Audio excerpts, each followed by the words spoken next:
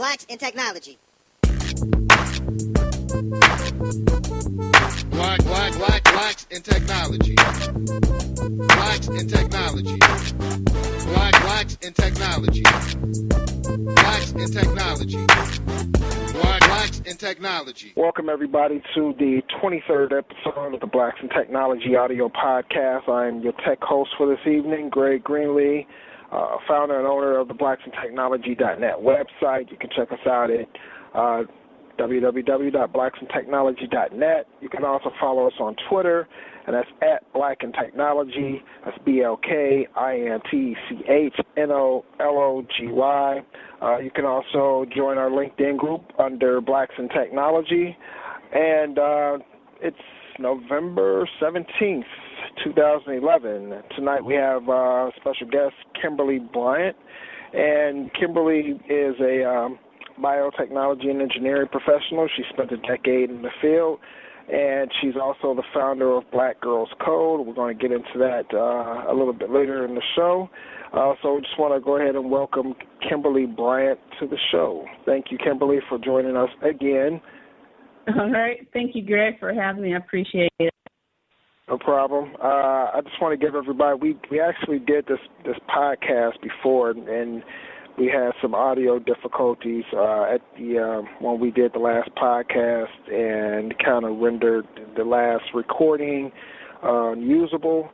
So we're, Kimberly was gracious enough to call back in and do this podcast with us again. So thank you for that, Kimberly.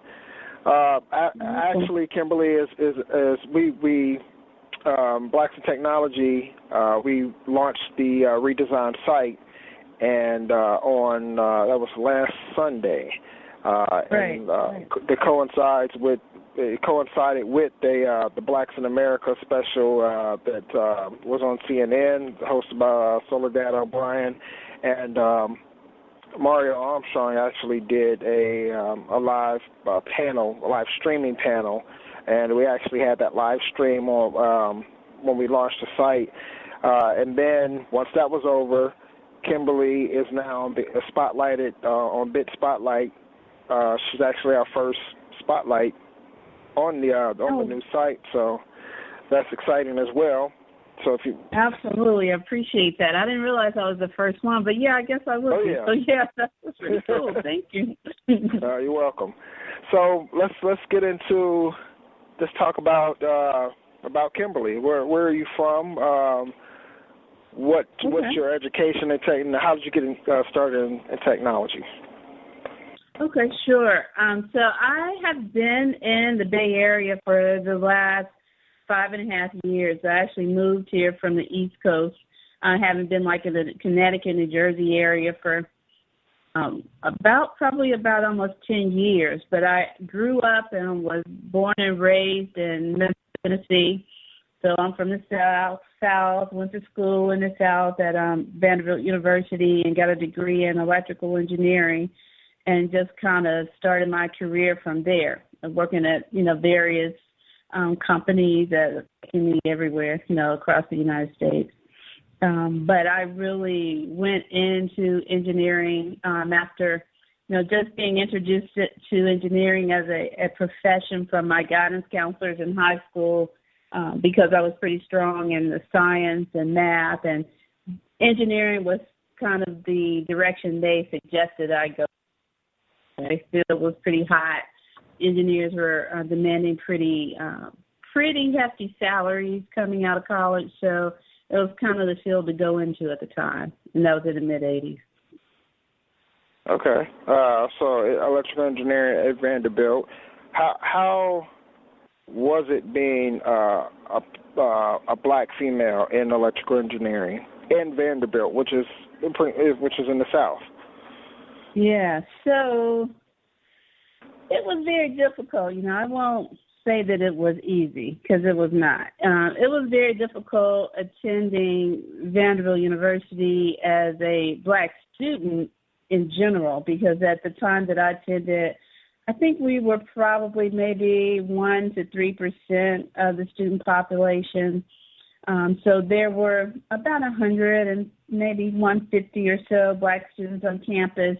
and about maybe 30 to 40 of us were in the School of Engineering, and probably less than double digits of us that class in engineering were females. So it was not an uncommon thing for me to be the only black person and definitely only black female in my engineering classes. So it was definitely a challenge, and especially coming from a place like Memphis, Tennessee, where it is majority African American, and going into a university such as Vanderbilt, where I was very much in the minority, it was a bit of a culture shock. So you couple that with just having to have this whole task of learning a very difficult subject matter. It was a challenge, but I think what really got me through at that particular time was that we had a pretty strong African-American student community. We had this place we called the Black House, which is now really the Black Cultural Center, but that was kind of our rallying place where we would go to hang out, study, and just see other folks that look like us and have that bit of time to connect. And so those things and having that support system around me really helped me to get through those 4 years of college. Wow. I was actually going to ask if you guys were a pretty tight knit bunch. You just answered that. If you guys had a place to meet, a place to study. Oh yeah. What if you had to do it over again? Would engineering be your field, and especially electrical engineering? Would that be your choice if you had to do it over again? Absolutely. I think for me, what I found to be so beneficial about going into engineering and really sticking with it, because so many people, both in my class and other African-American students and just engineering students at all, tend to fade out or drop out after that first freshman year taking physics and statics and dynamics, and once you get to thermo, you've lost half the class. That's just kind of how it goes.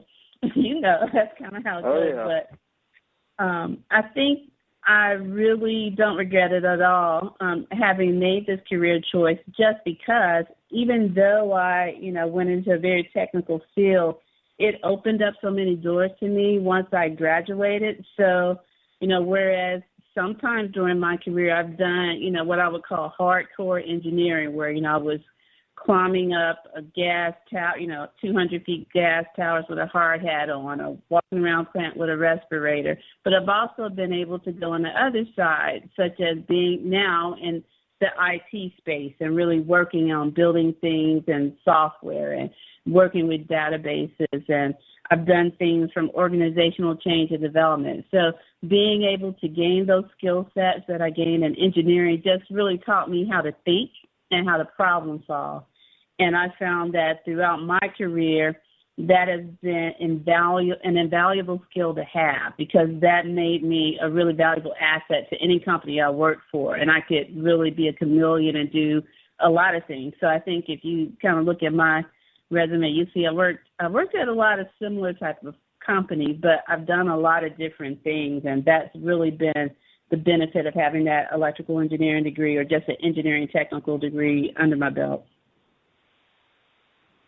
That's amazing. I definitely can attest to the critical thinking that engineering gives you. I took computer network engineering, which to me is a far cry still from electrical engineering. I actually knew a few of the electrical engineering people in my school, and those you guys are hardcore. Most definitely. Oh yeah. Because like when I took computer network engineering, so say for instance, where I would stop at is pretty much where you guys would begin at. So if I took electronics 1, you guys are taking electronics 2, electronics 3. If I stopped at physics 3, you guys are taking physics 4. So definitely. Well, it can get kind of intense, and it just depends. But, engineering, I think I'm really a big fan of engineering as a career field because you can go so many places with it, in terms of where your interests are. You can pretty much do anything, just depends on, it's just about finding out what's really interesting to you and then going down that path. So that's what makes it pretty cool to me. Yeah, and I've seen that you've done quite a bit. I mean, you've worked for some extremely huge corporations: Westinghouse, DuPont, Philip Morris, Pfizer, Merck. Those are huge. They're huge. Yeah, I've been really fortunate, like I said, to be able to work for some really innovative companies, some of the companies that are the leaders in their particular given field, and it really helped me to grow, I think, in terms of having a really strong skill set to now, be able to take a step out and do something on my own, and having that type of background really kind of gave me the confidence to do that because some of those skills are transferable to what I'm doing now, and so that's again a benefit of having that degree and also going to really good institutions such as Vanderbilt. Gotcha. So tell us, what is exactly, and I even I think technology, and I'm thinking, strictly computers now, or electronics or something like that. But you actually in biotechnology. Right, so tell everybody that's listening who might not know, give us a little background on what exactly biotechnology is. So that you bring up an interesting point because this is a bit of a pet peeve for me, is that when people talk tech, they tend to forget that there are more facets to tech than just IT part of tech. There's biotech, there's green tech, there's nanotechnology, and all those fields in tech are pretty relevant to what type of things are going to be prevalent in all of our lives in the future. They all are very prevalent. But biotech in particular, I spent a good part of my career working in the pharmaceutical industry and working for some large pharmaceutical companies that, made drugs to fight different diseases. And biotechnology is a slant of that type of company, whereas they build products from chemical processes and putting different chemicals together. Biotechnology really works at the cellular level. So it's building bioprocesses or building products from a living cell and scaling that up into a drug that actually fights numerous different diseases. But biotechnology can also be used in culture for a lot of farming issues. We'll use biotechnology to create more efficient fertilizers. So, or many different ways you can use biotechnology. But the really core of the science is that you're building the process, whatever it may be, starting from using a singular living cell. Wow. That's really interesting. I hear about biotechnology, but I never really grasp exactly what it was. So that's just very interesting to know. Did you have to? Did you need some type of, I guess, biology or medical or some type of background in order to be able to go into the biotechnology, or was your electrical engineering background enough to go into it? So for me and my career in biotech, I've always been on either the engineering side, so the technical side of the business, from being an engineer that actually would take processes for new drugs and actually scale them up at a plant facility, or I've been on the IT side, as I am now, where I'm actually building applications. So I think Okay. what you'll see in the biotech industry, as in any other major industry, there are opportunities for all different types of degrees in engineering. So we have mechanical engineers. We do have bioengineers. So if you want to work closer with the scientists, we have a lot of people that come into biotech with bioengineering degrees that actually work very closely in drug development. But we also have just the traditional engineers that come in and do things in terms of building the sites, maintaining the equipment, doing equipment and facility design. So there's always room, once you have that core engineering curriculum under your belt, to really be able to find the space where you can fit in. Gotcha. So how did I know that you minored in math and computer science. How did you fit that into the whole electrical engineering curriculum, so to speak? Did you have a love of, because computer science, when I think of computer science, I'm thinking more of, programming, algorithms, things like that. Well, like you said before, I think it was pretty simple because in the engineering, once we get into the engineering curriculum, you have so many math classes and you have so many CS classes. You have the potential to have so many CS classes, but you absolutely have a lot of math and science in your curriculum plan as an engineer throughout those 4 years that it was really easy. So for me, it was really easy to get a math minor, and I just happened to like math. So I really took a lot of classes, like very technical classes that I have never used since then, like matrices classes and matrices and things like that. But I really liked that stuff. So I took a lot of math classes, and I just chose to take computer programming classes. So it was pretty easy to minor in it. But now, that I'm actually in the IT space doing work, I really wish I had taken more. So if I have one regret, it would be that I did not take even more computer programming classes during my time in school. That would be the one regret I would have. Gotcha. So let's talk more about Black Girls Code. Tell us what it is, when you actually started it, and what the program focuses on. Sure. So I started Black Girls Code this year, April of this year, when I first had the idea, or the seed was planted for starting this endeavor called Black Girls Code. And I started to talk to a lot of people here in Silicon Valley and just my normal networking events and going to different meetups and really kind of tossing the idea around. And I guess we started to plan for our very first class in August of this year, and we launched the first class of a 6-week session in October.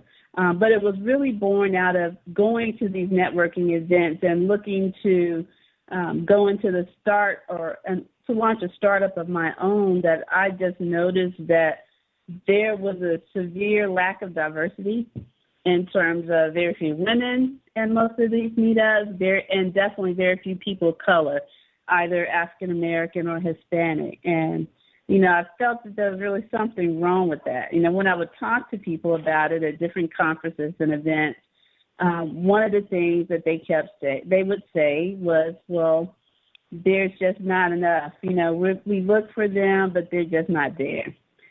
So I knew that we were there because I was one of those people, and I know that we do exist.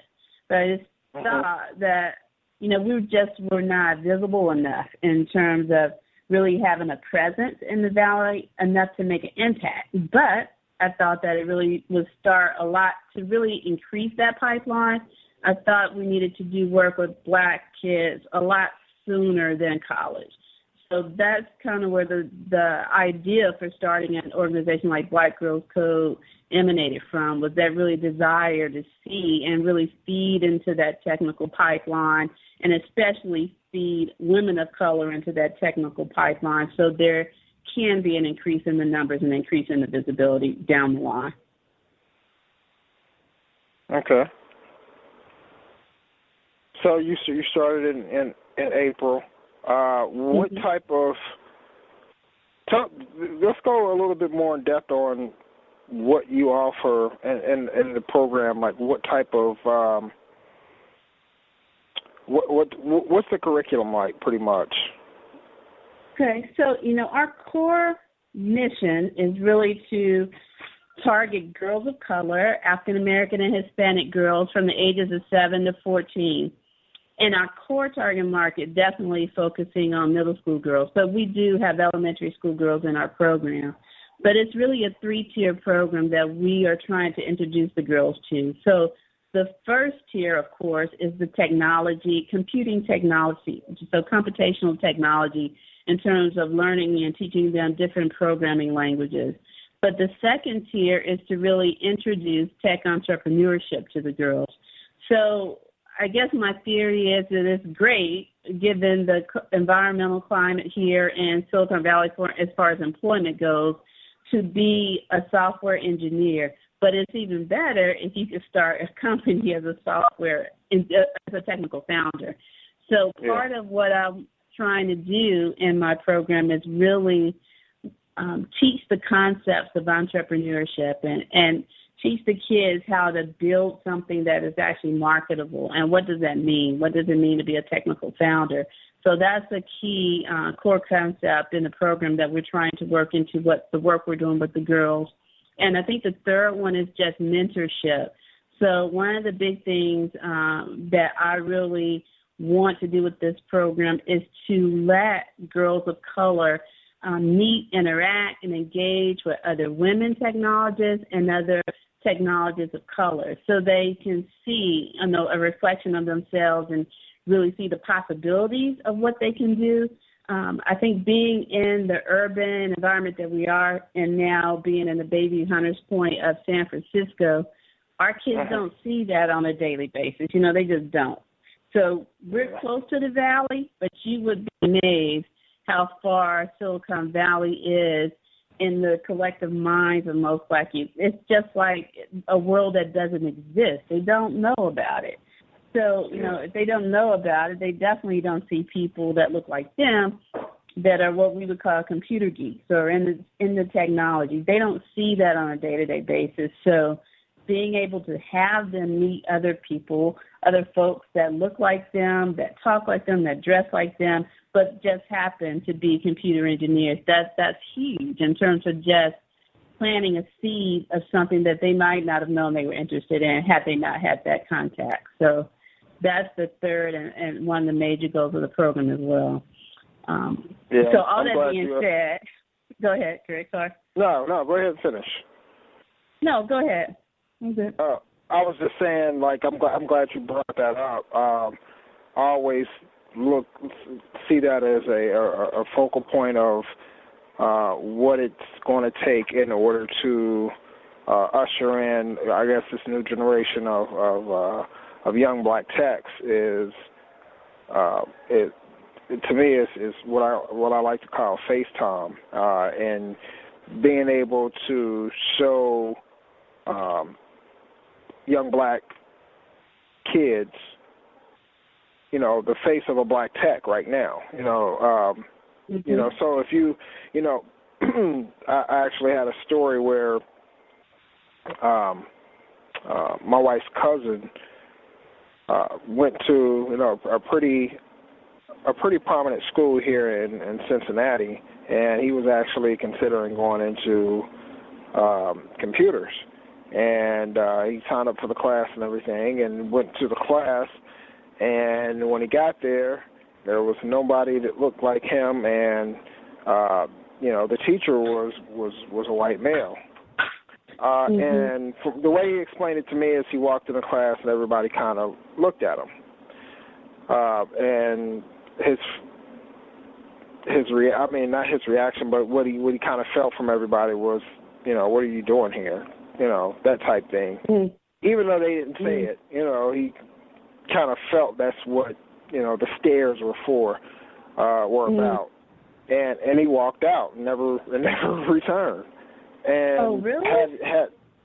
Which which is an issue as far as him as well. Like to me, he should have stuck with it regardless. But at the same time, I understand it.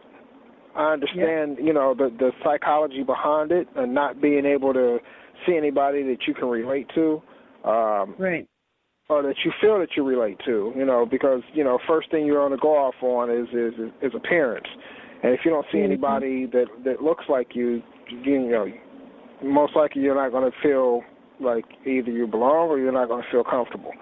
So I always, I'm glad you brought that up, simply because that's one of the things that, one of the core things that I want to do, that I'm trying to do with the site is, especially with the, Bit Spotlight, is to not only, have a site called Blacks in Technology, but to actually show the, Blacks in Technology, prominently on the site. Hey, we're here. This is what we do. We look like you. We talk like you. Dress like you. It's not some type of, far off mythical thing. It's something that's there that you can do as well, if you put your mind to it. So, and that plays huge, I think, in the psyche of young black kids. So, I definitely applaud you doing this with Black Girls Code, because that's gonna play huge in their lives when they get older and they decide what they want to do with the rest of their life. Right. And the funny thing about it is, I noticed just through classes that so we had our third class last week, and most of the girls in the program live in the community where we are, which is a predominantly and traditionally African-American community here called Bayview Connors Point. And technology, like I said before, is just not something that they normally see or have a connection with, especially from being a builder of a technology in their community. And sometimes they will give me a little feedback and a little resistance that, when they first get started in class, like, oh, well, I could probably be doing something else, with my friends and hanging out at the mall or shopping, whatever it may be at that particular day when they're first coming to class and kind of getting in that mindset. But it's by the end of that 2.5 hours, the change, so I think by the end of the class, when the kids are able to complete their projects for that day, the level of sophistication and the time and the effort that they really put into them really kind of shows that technology is really something that's interesting to them, but, maybe it's just not interesting when they don't see anyone else in their peer group or in their direct contact with that's doing it. So just having that increased visibility is really important. Yeah, I definitely agree with that. Do you have any companies there that kind of support your efforts in the Bay Area? I know that you're surrounded, just pretty much tech heaven out there. So are there any major companies out there that are lending their support to you? Actually, we have had a couple of companies that reach out to us, and we reached out to them for support. I think the very first company that we had a field trip to take the girls to during our first week was to Facebook. And that was an awesome opportunity to take the girls there. They're familiar with Facebook, but, never have that amount of exposure to the company. And so we spent a whole afternoon, evening with Facebook and a group of their women engineers and also some individuals from their Black at Facebook group. And that was a really awesome experience. So that was our very first trip. That was on the first week of the program, and we have another one upcoming that we're planning now to do a trip at IBM and to look at some of the robotics that they have in one of their San Jose area facilities. So there have been a couple of companies in this area that have really reached out to us, and we've been able to tap into that. So there's an actual group at Facebook called Black at Facebook? Yeah. There is. a group Wow. called Black at Facebook. Yes. And the young. Go ahead. Go ahead. No, I was just going to say, the young women there were able to meet with the members of that group, or how that goes. So our host was actually a member of the Black at Facebook group, and there were a few other members from that group during the conference meeting that we had with the girls when they had a panel of ladies from their women's group at Facebook that actually talked to the girls about their careers and what they did at Facebook and how their love for technology actually started, and were really able to engage back and forth with the girls about what their interests were in terms of technology, what type of things they were learning. And so that was awesome because one of the panelists was really talking to one of the students about their interest in being a game designer and being a game builder, and really talking to her and letting her know that she was also interested in gaming when she was her age, and that it's really a goal that's attainable. And especially now with gaming being popular at companies like Facebook and other places, that's definitely a skill set if they really applied themselves to, that they could really go somewhere with in the future. So, yeah, it was pretty cool. It was a really cool trip.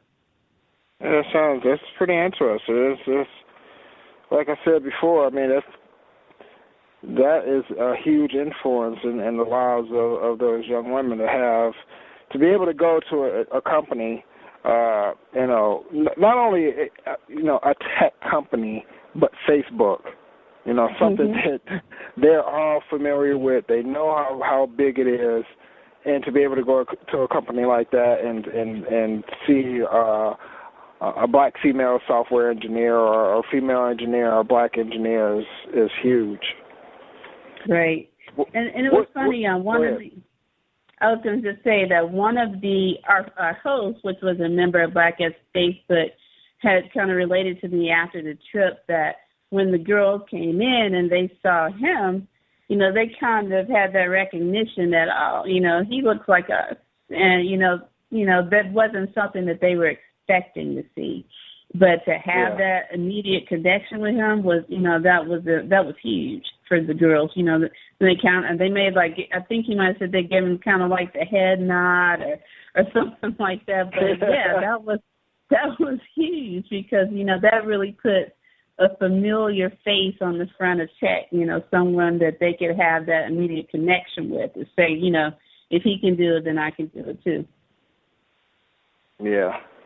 Yeah, exactly. I definitely agree.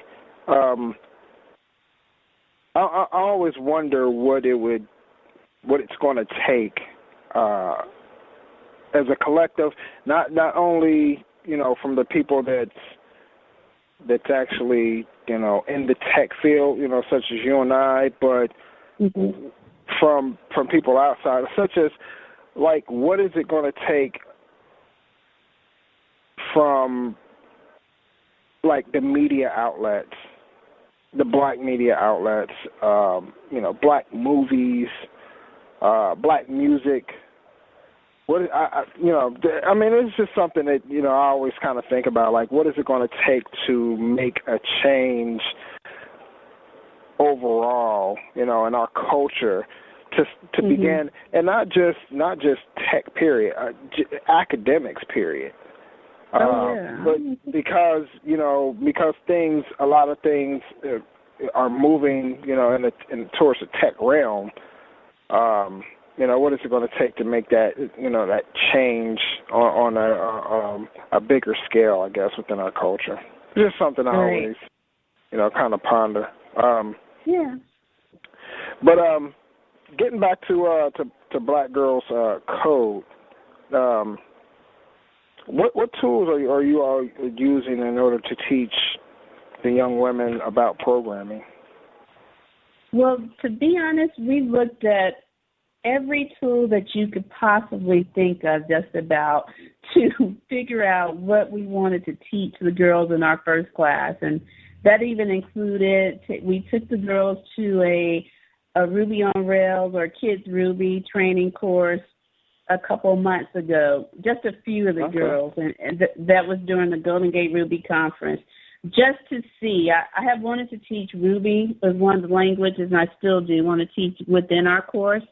And so we wanted to see the tool up close and personal. We wanted to test it with the girls and really get a feel for that.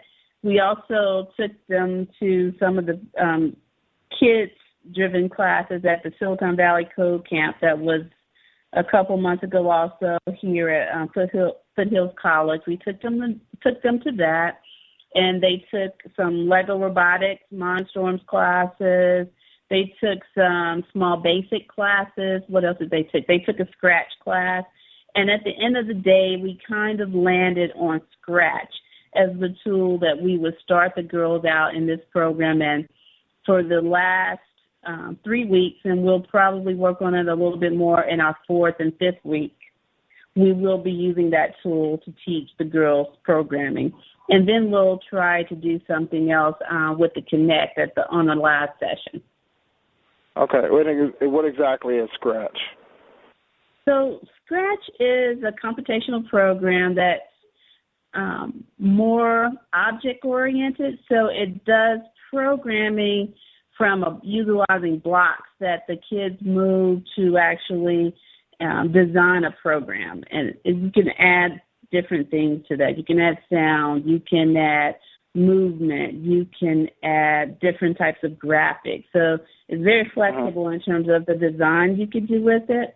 But the core language that's built into the Scratch programming platform itself is really basic standard computing concepts. So concepts such as loops, concepts such as parallelism, events, conditionals, operators, variables. All of that is built behind the code of those blocks.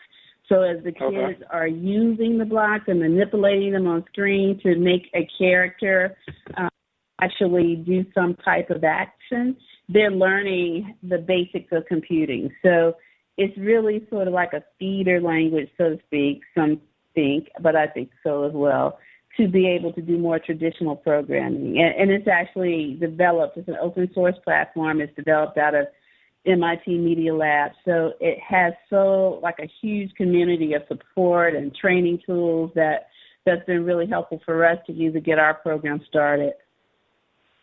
Nice. So are there going to be eventually tiers of classes? So, for instance, the women that attend this first session of classes, are they going to be able to come to like another session where it's more advanced, a more advanced language? Yes. So one of the things that we really wanted to build into our program when we started was that it would be a progressive, just like you said, a progressive program where we would take a group of girls and hopefully be able to keep this group of girls and groom them, for an extended period of time and really help them to grow and develop their skill sets. So we're looking at, after we finish the 6-week session, we found a STEM-related game building challenge that we're going to enter a group of our middle school girls in that starts it's like from January to March. So we'll take the foundation that they started to build in Scratch now, and we'll use that as part of this collaborative team building and competition to build this game for this STEM challenge. And then after that is completed, we want to launch our next traditional 6-week session, which will probably go into a different type of programming language or even perhaps robotics. So that's really on our radar as an area we want to take the girls in with robotics and be able to get them to the level of having competing as a team in some of the robotics competitions as well.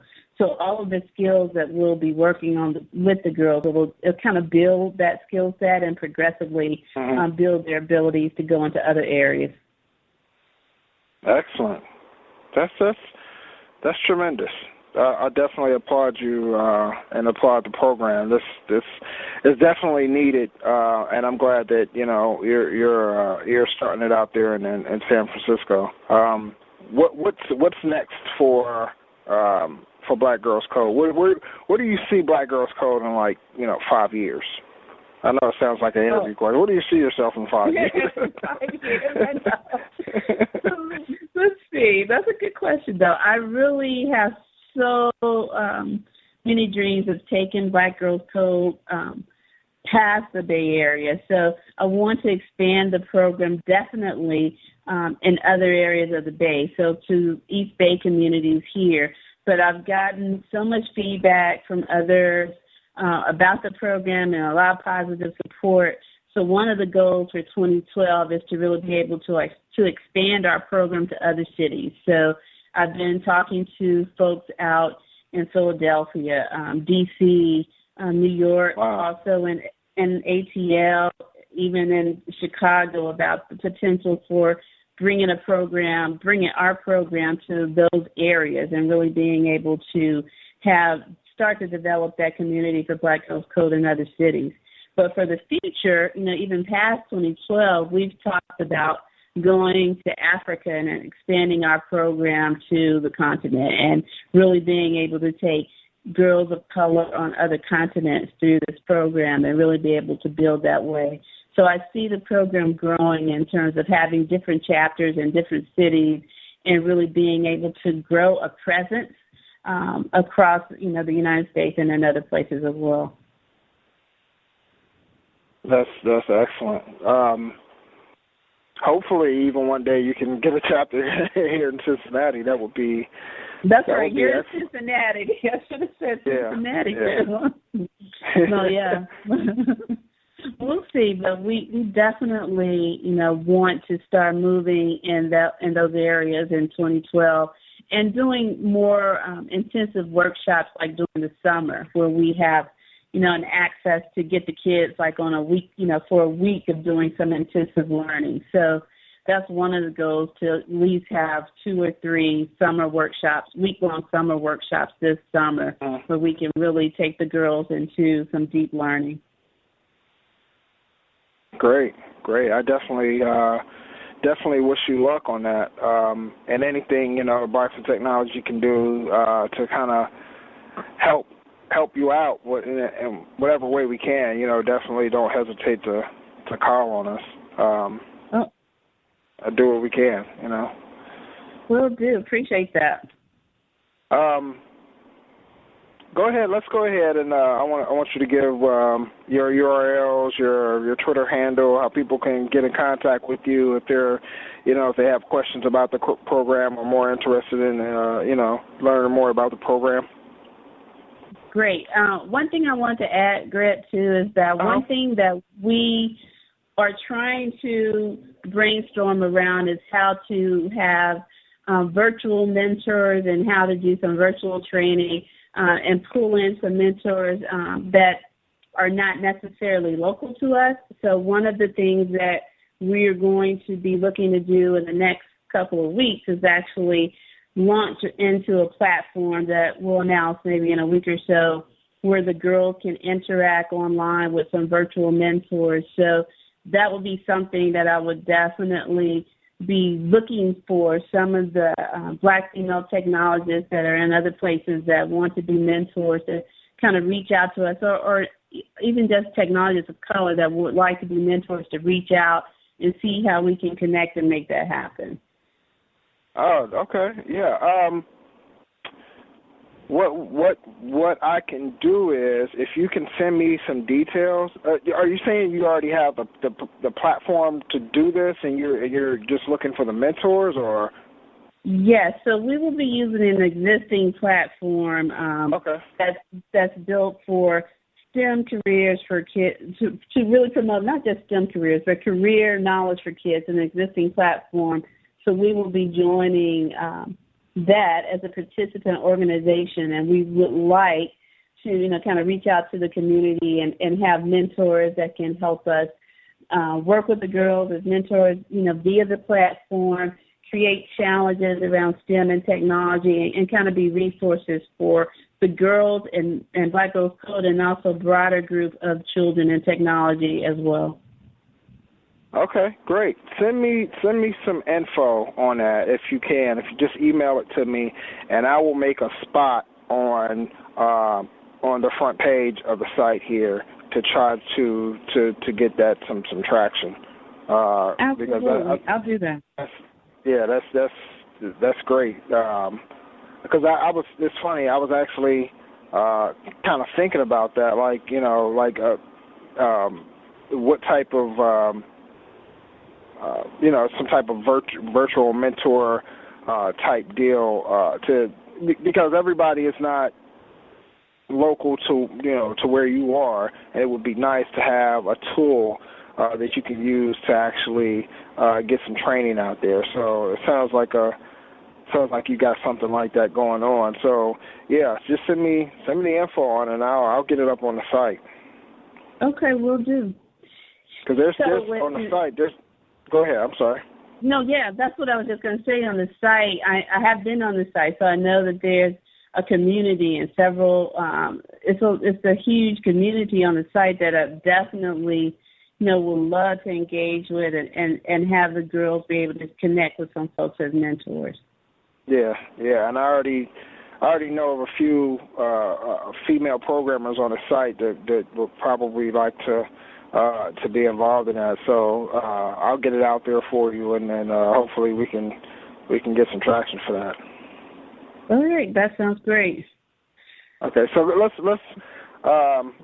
go ahead and give the URL of your site, how people can get in contact with you, your Twitter handle. Sure. So our site is www.blackgirlscode.com, and that's where we have most of the events that we're doing, as well as might be relative to the program or technology. We're also on Twitter at Black Girls Code, and we're on Facebook at blackgirlscode.org. And if people have any questions or want to reach out to me, they can also email me at code.com. So yeah, repeat that again. You kind of broke up there.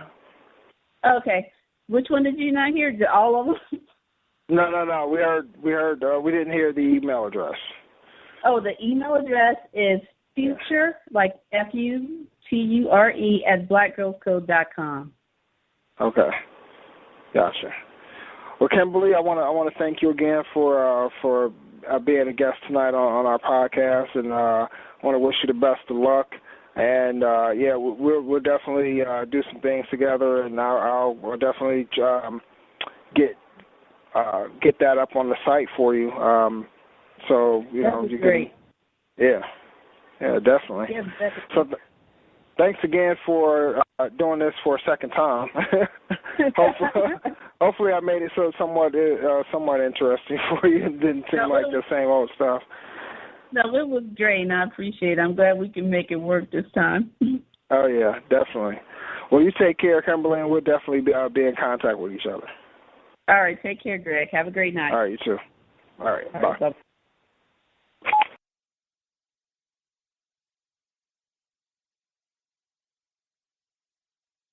Blacks in Technology. Blacks in Technology. Blacks in Technology. Blacks in Technology. Blacks in Technology. Blacks in Technology.